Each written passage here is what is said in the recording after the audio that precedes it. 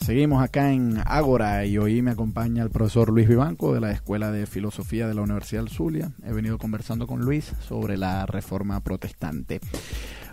Hubo en la antigüedad, en la antigüedad tardía, un debate más o menos parecido al que Lutero tenía en contra de los católicos. Era un debate entre San Agustín y un monje británico que se llamaba Pelagio.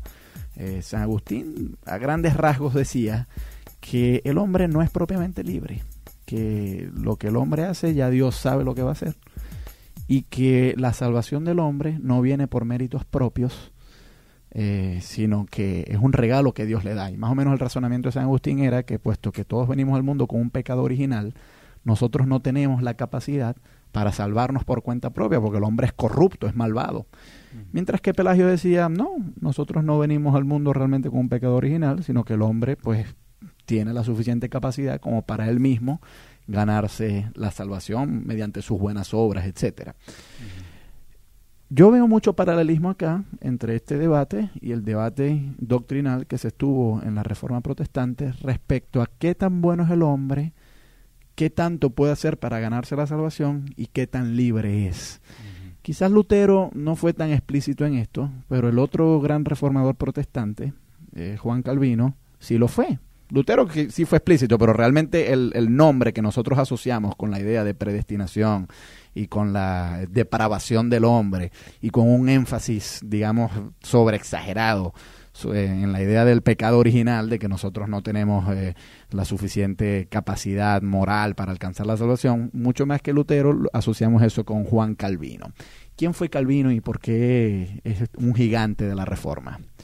Ya, bueno, un poquito para recapitular. En ese debate sobre Pelagio y además sobre los semipelagianos, que eran unos moderados de las doctrinas de Pelagio, el personaje también importante en la época de Lutero era Erasmo, y el debate fuerte fue entre Erasmo y Lutero. Lutero inclusive escribió un libro que se llamaba De Libero Arbitrio, o sea, sobre el libre arbitrio, ¿no? Y es muy curioso porque la edición alemana es muy irónica en la portada y salen un zorro y una ovejita así sonrientes y de amigos, y un león y un cordero también de amigos, como diciendo, no estén creyendo que así es la vida, no la realidad, no somos malos, depravado, pues. Exacto. Pero en la parte que tú te refieres a Calvino, se refiere más que todo sí a eso de la predestinación. Calvino era suizo. El movimiento luterano lo acogieron muy bien en Suiza, y el primero, antes de Calvino, hubo uno muy importante que fue Ulrich Zwingli, o Ulrico Zwinglio, ¿no? Pero que murió a los poco tiempo, y el movimiento se hubiera quedado, vamos a decir, un poco a la deriva, no se sabe, pero lo agarró Calvino y lo organizó. Y escribió una obra muy famosa, que también es muy importante en las letras francesas, porque es una de las mejores obras escritas en francés de esa época, que se llama La Institución Cristiana. En la Institución Cristiana plantea el tema de la predestinación antecedente. Dios escoge a quienes se van a salvar, ¿sí? Y a quienes se van a condenar, ¿no? Lo cual, según Chesterton, un escritor inglés católico, decía que eran las cosas más espantosas que ha podido pensar en la mente humana, ¿sí? ¿Cómo es posible que Dios, que es justo, escoge que uno se salve y que uno se condene? Pero el asunto es que, visto desde un punto de vista consecuente, vamos a decir, entre comillas, lógico, esta doctrina calvinista no es tan descabezada. Tiene como cierta sensatez, porque explica muy bien por qué, a pesar de los esfuerzos, a algunas personas les va mal, y a pesar de sus éxitos, a otras a pesar de sus fracasos, a otras les va bien. ¿Entiendes? Él explica como que Dios, en realidad, las obras buenas son efecto de la fe, no son propiciación del mérito de la salvación. No es por obras buenas que se iba a salvar la gente. Y Calvino, sin embargo, a pesar de eso, hace mucho énfasis en la moral y en las costumbres. Sí, pero no cuenta para la salvación. No cuenta, pero tiene que ser el espejo, la sociedad en que el creyente se crezca, pues. Porque si tú dices, bueno, según cada quien, según viva su vida, se verá si está salvado o no, que viva en el mejor ambiente. No puede vivir en un ambiente donde tienes opciones múltiples, sino que tienes que tener un ambiente donde la única opción sea el bien. porque entonces así tú vas a crecer hacia el bien en Cristo y sabiéndote salvado. Entonces no podían, por ejemplo, haber tabernas, no podían haber música así muy alegre. Hoy en día hubiera prohibido ese reggaetón, por ejemplo, ¿no? ¿Okay? Y muchas cosas así. Bueno, hay un reggaetón cristiano que lo usan muchos protestantes, que muchas de esas iglesias vienen del influjo calvinista. Sí, exacto. Aquí en Venezuela, por ejemplo, la principal iglesia que pasó a América como calvinista fue la iglesia presbiteriana. Sí. Pero hay una cosa interesante del calvinismo. Después de que muere el Calvino, que sigue la iglesia con su sínodo en Suiza, hubo un personaje que se llamaba Sebastián Castellón, que fue uno de los iniciadores de la idea de tolerancia. Y vino precisamente por un debate en esa iglesia acerca de un hereje. Sí, porque en la época de Calvino capturaron a Juan Servet, que era un hereje español, que hablaba Miguel Servet. Miguel Servet, que era un hereje español, médico, y lo quemaron vivo. Pero entonces eso quedó muy mal y quedó mucha discusión de eso. Y cuando vino otro hereje, Castellón hizo un discurso sobre la tolerancia que fue muy famoso, diciendo que no tenían autoridad ni era justo ejecutar a alguien por sus ideas, por sus opiniones, aunque contradijeran las escrituras, aunque contradijeran la doctrina. Y de ahí nació un principio de tolerancia de esa iglesia. La iglesia calvinista es modelo de tolerancia. Hay una tesis de un sociólogo que ha sido muy discutida, pero que ha tenido muchísima influencia sobre nosotros, que es el sociólogo Max Weber. Y Weber decía que gracias a esta manera de razonar de los calvinistas, el capitalismo surgió en Europa. Pero no el capitalismo entendido como lo entienden los socialistas y los comunistas, como lo ven como algo malo, no.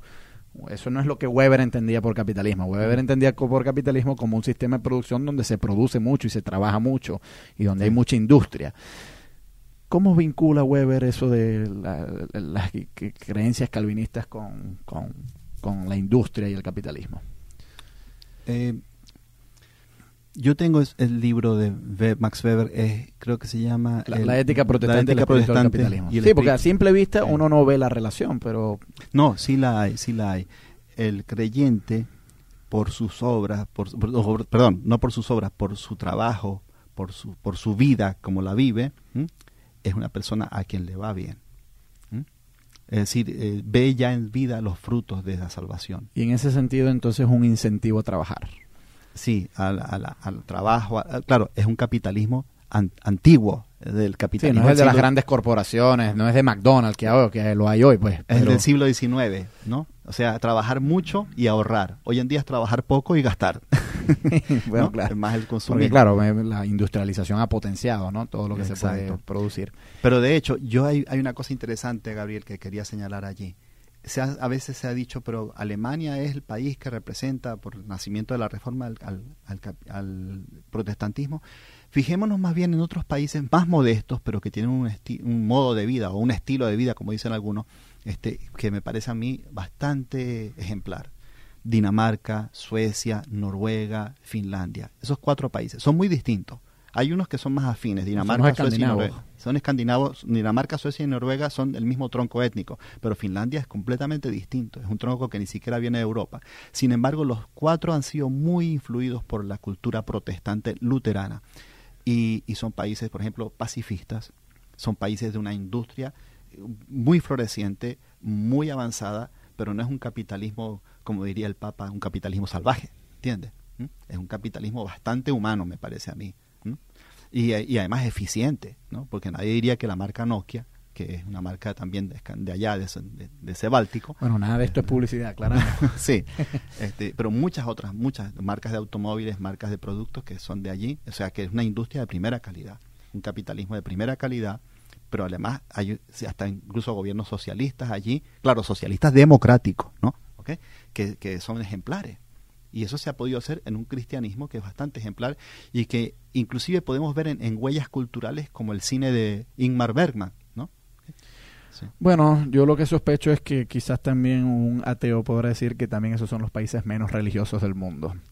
El porcentaje de gente que cree en Dios en los países escandinavos creo que es una de las tasas más bajas del mundo. Entonces, claro, pueden ser que tengan un influjo del protestantismo, pero yo no estoy muy seguro de que el sueco común o el noruego común sea una persona muy religiosa, por lo menos en el sentido en que lo es un pentecostal aquí en Maracaibo, ¿no? Sí, pero hay una cosa, los que sí son creyentes por ejemplo, los vemos en África, aquí en América, en Maracaibo inclusive, en una época el pastor era de Finlandia, van a las misiones en África, en la India, es decir, los que son creyentes en esos países son los que están haciendo misión, más a veces que los del resto de Europa, ¿no?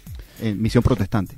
Bueno, muy agradecido por su visita a Ágora, profesor Luis Vivanco. Muchas gracias. Cuando quiera regresar, ya sabe que aquí en Luz Radio le abre los micrófonos para plantearnos cualquier tema. Agradecemos también a Jasby Díaz, que estuvo en la edición y montaje, Antonio Palmar en el control técnico, nuestra querida amiga Norelba Torres es la productora de este espacio, el profesor Jesús Urbina es el director de Luz Radio y quien les habla, el profesor Gabriel Andrade, estuvo en la conducción. Que estén muy bien.